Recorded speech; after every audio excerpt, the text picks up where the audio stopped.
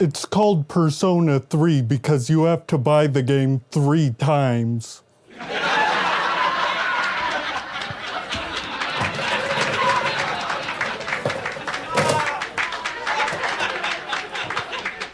Bazinga. This game slaps fast and hard. Everything good I said about it in 2021 when I played FES still applies. If you are normal and played this game once ever, this is how you do it. But if you are truly involved and want to experience the game as much as possible, you have to buy it at least 2 more times, which yes, sucks. Unlike most of my videos, I don't want to do a full recap and overview because I did it already. I don't want to be G4 TV and say how wacky silly this game is. Whoa, it's JNRPG? We gotta hate it! Shin Megami Tensei Persona 3 wants you to know Suis is cool! So instead of that, I want to expand on what they meant by it not being a remake, but a reload. They are just saying shit. What does that mean? This game isn't really a total replacement for Portable or even arguably FES's Journey. It's also obviously missing campaigns from both these entries. And the main reason I can't say this is a complete and utter replacement is the different direction on the voiceovers. Junpei? Why are you here? Junpei? Why is he here? There's been a lot of debate about whether the dub is good or not, whether or not having the old voice actors have minor roles was fair over a complete reprisal, and the hotly debated topic of if Sean should just shut up because Ken was always good. Here's where I stand on all of those. First, I want to judge the game by its own merits instead of as a remake. It's fantastic. If you're unfamiliar with Persona, it's a mix between a creature collecting RPG and a calendar-based social sim. What you do in one of these different worlds will directly affect the other, and you have a time limit to grow strong enough to tackle a fight on a certain predetermined day. That's the very, very basic overview, and to tackle these one at a time, I can't name a single voice actor that didn't kill it, even from relatively minor social links. That's the hangouts you do with your friends. You're not gonna ask me what happened? That's what you're supposed to do, you know? Damn it! It's all my fault. And my mom, she's trying to leave. She says we can't afford the medical bills. It doesn't take a grand gesture. You don't have to make a big production of it. But if you love someone, let them know it. Every single social link is about a metaphorical or literal death in some way. Death of morals, death of a perceived relationship, and someone actually fucking dying. Seeing multiple people attack this inevitable concept is very interesting. And to address something I think a ton of people have missed, these aren't all agreeable people. For example, and while I do think this is still the weakest link in the game, funny joke, Suimitsu's social link is misunderstood. I've seen many people complain about the character never learned his lessons and how his dealings with the shady cult were never brought up again, and it's very frustrating to hear those complaints. In case your eyes were closed and your ears were plugged the whole time, he is a coward. So while the small detail of him being a part of a fucking cult is never brought up after Rank 9 where it's last shown, that's very clearly not because he's not thinking about it. He's not a solved, complete person by the end, and frankly, he's not supposed to be. He's still a coward.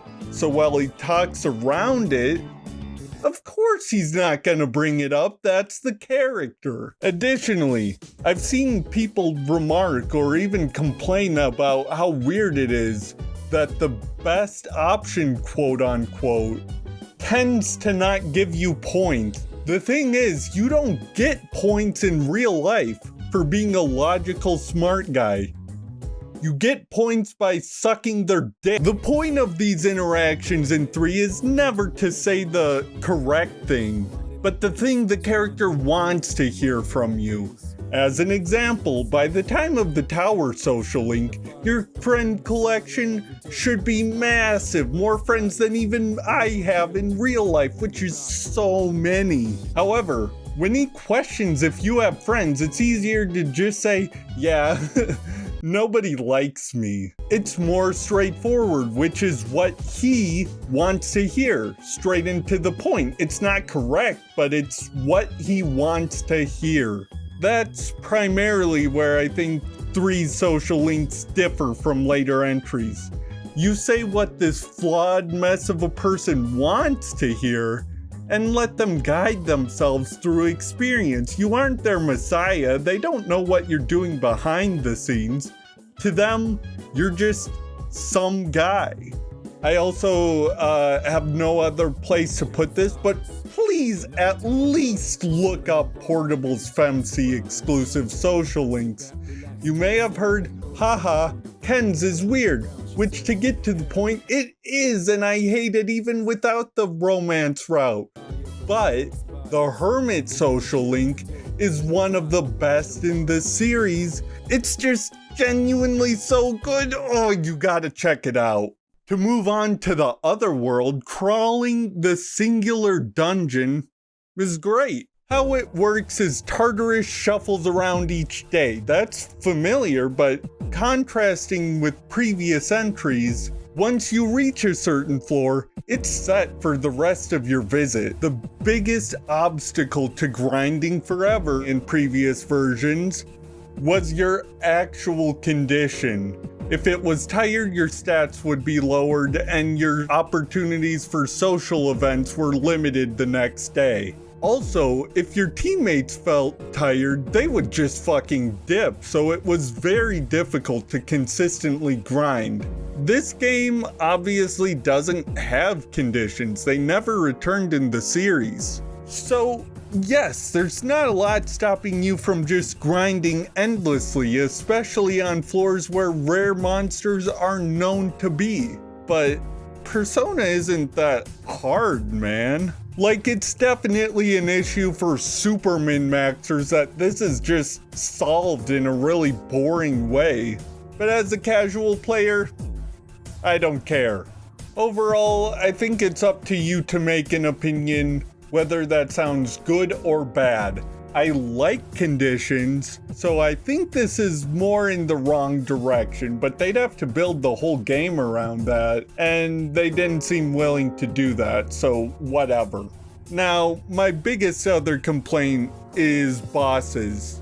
The set pieces are really good, and let me make that clear, but mechanically, the game limits you at certain breakpoints with how much damage you can deal in a single turn, which is annoying with the other mechanic they added, Theurgies, which is basically just a special big bang boom move. It entirely replaces fusion spells from previous games. But I'm talking about previous games a bit too much to pretend this is divided from that. So let's tackle the issue head on. To start off, I'm not gonna front. I was a part of the crowd worried about the game initially. I mean, every feature I loved that shaped the unique feel of Persona 3 and defined what it was in the series was essentially being thrown away. And obviously the other shit. Yet they were able to sidestep these issues masterfully by essentially making a different game mechanically.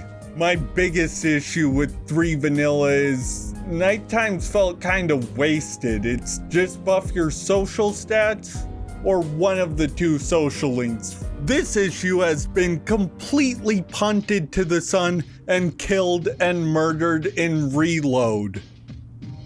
Allegedly.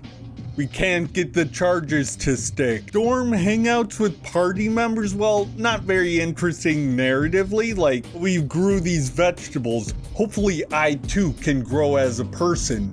Mechanically, they're very interesting. They offer some stat buffs sometimes, but the main thing is adding very interesting characteristics to your party. And trust me, these can range from something as minor as, wow, the devs really fucking hate Akihiko, to completely changing how you use Yukari. And there's a ton of these hangouts to do. There's 54 nights in your schedule that need to be accounted for. And that extra option for nightly activities, as well as a few more that I'm not gonna go over, it just feels great to optimize your time, even if it is admittedly pretty easy. Now, narratively, a lot of the main cast is reinterpreted, with Akihiko notably receiving a ton of flack pre-release. Even now, there's complaints that he's been flanderized, which I don't agree with.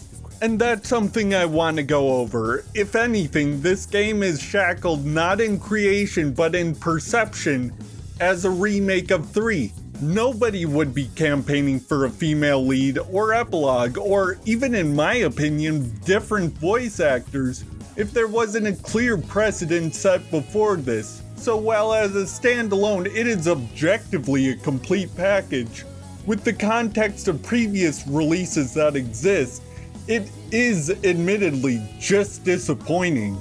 I generally like to judge games that can function individually as a standalone package, and that's caused me to have naive takes in the past. But I thought I'd add that bit of context to let people know. I am not ignoring these issues. This should have been dealt with. This should have been the definitive version, and I want to acknowledge that if it did have those things, this game would be objectively better for it. The new takes on characters may be entirely hits or entirely misses for some, but for me, I give my title of most improved to Ryoji. Spoilers until the time on screen, okay, sweet stuff? I'm gonna start saying shit. Ryoji is part human, part the actual harbinger of death and the apocalypse. However, by living inside the main character, Ryoji essentially learns to act like him. He's striking up conversations with anyone who will listen, but it's not fulfilling for him. I mean, he learns on a surface level that humans need to interact with others. But why? Why do they? Now, for everybody, the why of our actions is something different and something each individual has to live out and find out on their own. And through more and more social interactions with Ryoji, you'll find that he just can't find his why. Sure, it's sort of a basic question, one that maybe a child would ask.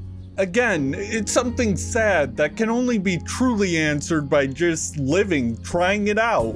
And it's ultimately sad that something that so desperately wants to learn the human experience can't. And despite all this, the mournful subject matter, the dark tones, despite all of that, this is ultimately a very hopeful game. Death is what gives our actions meaning. It's what gives our time meaning. And yes, I did cry like a little baby multiple times. Who gives a shit? I love this game. I just wish it was the full game. This game isn't a remake, it's a reload, a word salad of nothing burger that somehow makes sense after playing it. For what it actually does, it's perfect to me as a new way to view the story, even if you can't view all of it. If you're like, wowee, that was a banger, I'm gonna go on to the next game, you can end your Persona 3 experience here, that's fine. It's really just the game's fault for not being definitive, but if you couldn't get enough of it, and it just serves the start of a journey for you, so then you need the answer, which is only in FES, and then the journey, which is only in portable. Don't worry, you're a cute girl this time. And if you're a super fucked up person,